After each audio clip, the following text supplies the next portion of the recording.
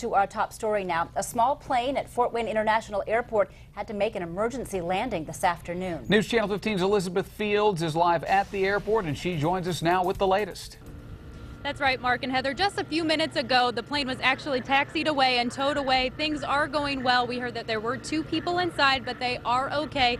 It happened around 4:20 is when it all started, and the tower received an alert 1 for a disabled aircraft. Now, joining me now is Tori Richards with the Fort Wayne Airport to talk a little bit more about what happened and what exactly was wrong with the airplane. Yes, you mentioned we got an alert 1 issued from the air traffic control tower personnel about 4:20 p.m. local time. At that point, the aircraft did approach Fort Wayne International Airport.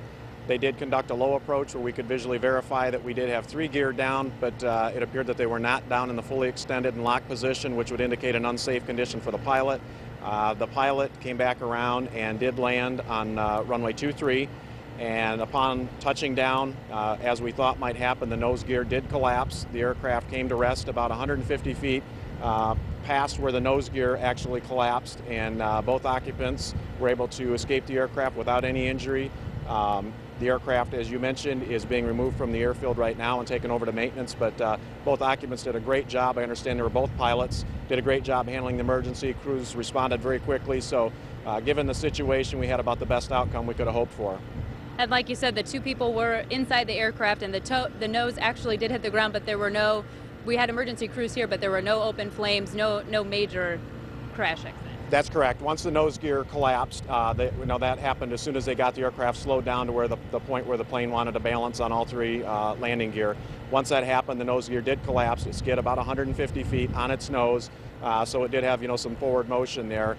But again, the crew, the 2 occupants were able to get out of the aircraft okay, without injury, and the plane actually didn't get a whole lot of damage. I would say it's probably not going to be classified as substantial damage to the aircraft. So again, they did a great job handling the emergency right down to the very last second of getting it shut down and getting out of there.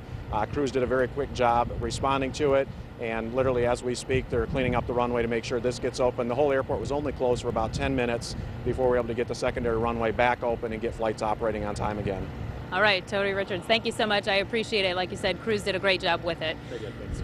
Runway is getting cleaned up as we speak and will be open in a couple of minutes, but of course stay tuned to Wayne.com and Nightcast for all of the latest. Reporting live from Fort Wayne International Airport, I'm Elizabeth Fields, News Channel 15.